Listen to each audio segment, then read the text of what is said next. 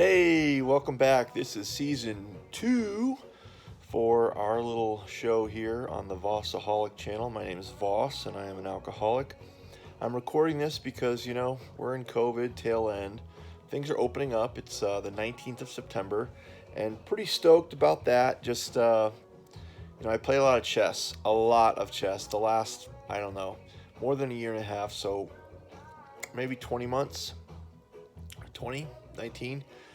And chess is interesting because there's values to each move, there's strategy, each piece has its own value. And in a weird way, you have to create manipulations. And I'm not a manipulator, so I lose a lot and it frustrates me. And then I get into this sort of like, am I just a grown ass man being a gamer because all I'm doing is gaming? So my routine in the morning is I like to wake up. I do drink coffee, and I have my coffee. I have my Premier Protein from Costco, 30 grams, and I have as much as I kind of like. If I've been working out a bunch, I'll have some bananas. And I just sort of kind of wake up that way. But I love chess, and I might be half awake and try to play chess and lose 3 games, and then I don't play. However, if I do win 3 in a row, I quit. So it's a 3-3 sort of thing. I will continue to play if I'm on a run and I want to go up 100 points to beat my buddy Jose, who is so funny. His score is way high. My score has been higher than him by 100 points. And you gotta have in sobriety, you gotta have buddies. You gotta buddy up, and you gotta have sober hobbies. And this is a hobby. However, I get lost in the rabbit hole, and it's like, okay, you probably have an addictive personality, and if it feels good, you're addicted to it. So I love competing. But I'll tell you, when I lose, I feel awful inside, right? And I feel like, what am I going to do? So I sort of have these parameters where it's reasonable. Or if I'm doing a lot of physical work, I'm doing a lot of heady work, I want to zone out, I'll eat a good meal, and then I'll play chess for a while, maybe an hour. I just love it. My other sober hobby is archery. And I'm just checking in with you. It's a Saturday afternoon. Taking a break from cleaning the house. Just had some lunch, so I'm using my time efficiently to sit down, digest, and got some reggae on for cleaning the house and organizing. There's an Asian Japanese lady, Marie something or other. You can check it out, but she's got a book called The Art of Tidying, and it's amazing. I guess we're born with like 16 different ways or modalities of how we think and how we learn. And I was taught this by a former ex-girlfriend's mom who was a teacher, and she was telling me about our cognitive skills.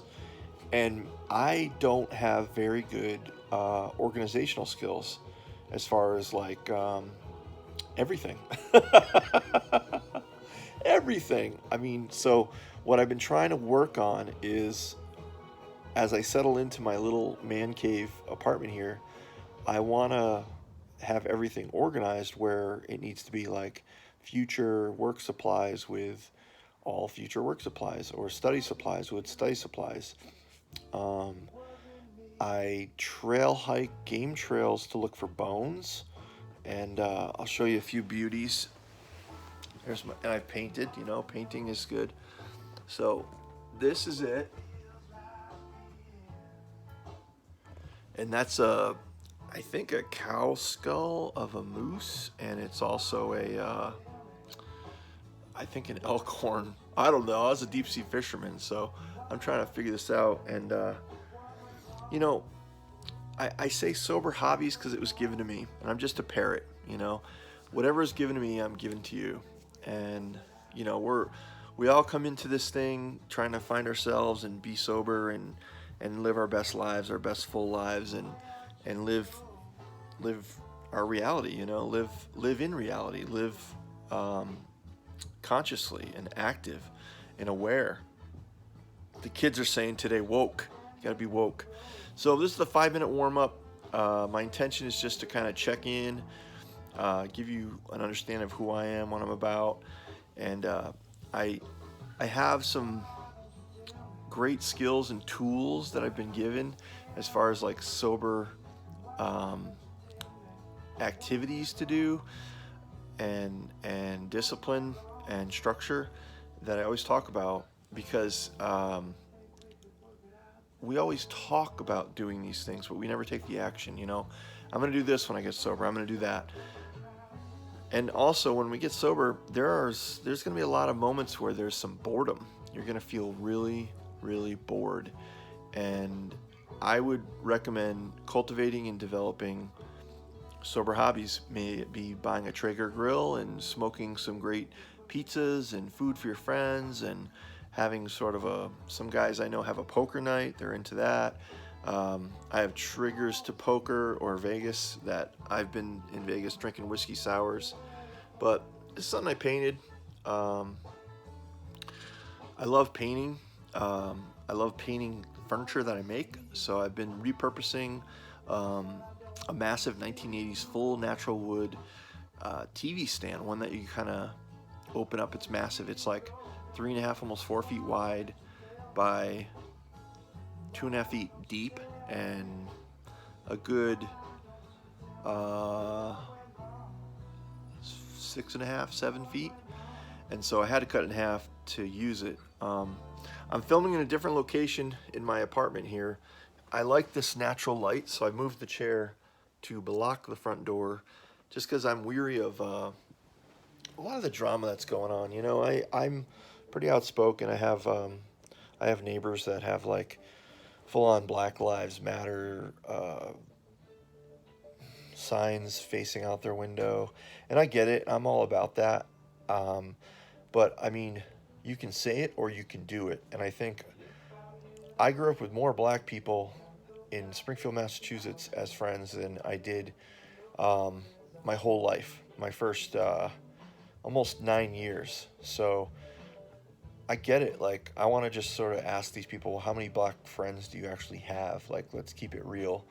Um, so I also have a family member who's a police officer, and I have a lot of love and respect for police officers who are sheepdogs. I know there are bad officers out there who kind of lose their way, and the power and the fraternal brother of the blue, all that gets to them, and they become shady or despondent. But there is a lot of manipulation going on in today's youth, and gosh, I watched. Look, if you're in recovery, and this is a recovery channel, I want you to really own this. Go to Dr. Silkworth's. It's not his website, but it's silkworth.net. And silkworth.net has some interesting advertisements. There's an investment advertisement from Ron Paul, which he's a senator, a politician, and who knows what angle or agenda he has. But I think in understanding the spirit of our elders, and that's not like a Mormon word out here in Utah, you know, I also had a little kind of went down a unique thought process of like, why did the big predominant church religion here, why did they call their leadership presidents? It seems like it references political stuff, and I just have a lot of questions about that. So look, I can't function, do anything if I'm not sober. And so I'm immersed in sobriety, but God comes first.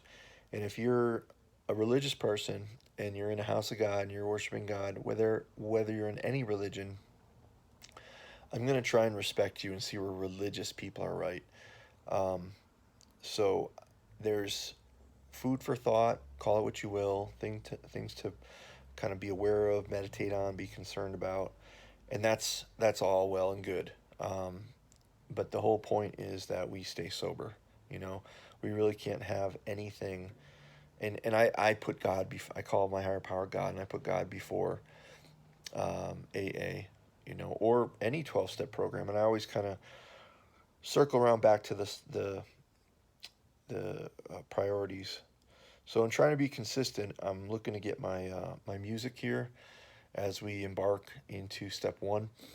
My my busy little work iPad got some major malfunction, and it just doesn't work. And I already filmed the first step reading from the 12 and 12. So that was a practice. Good times, right? Um, and I'm learning how to use this little iPhone to make some pretty good videos and be of service to my fellow man, and deep dive into some things that I find are really, really important. And basically with the fellowship, next weekend, buddy, I think we'll call him the B man. I'm sure he doesn't want everyone to know what he's up to, and I don't want to break his anonymity. Um, and this format has changed for me a little bit because I couldn't have people subscribe and access the information that I held private, so I had to change it to a link status.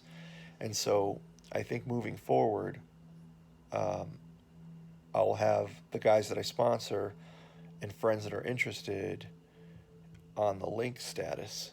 And, not everybody's interested in what I have to say, right? I mean, it's just a tutorial on my sobriety, my recovery, my wisdom, the things that I've gained that I want to impart and share with you, to help your life. But what I was thinking was that once you subscribe, you can have access to the the content portions that I have created that are private.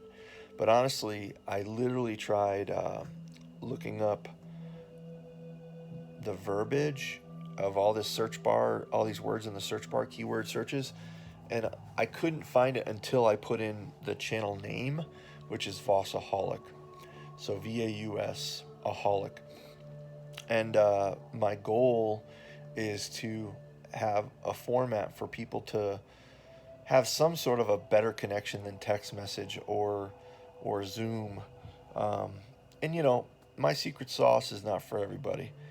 Some people love hot Cajun food or hot Indian food, the real spicy stuff. My stuff might be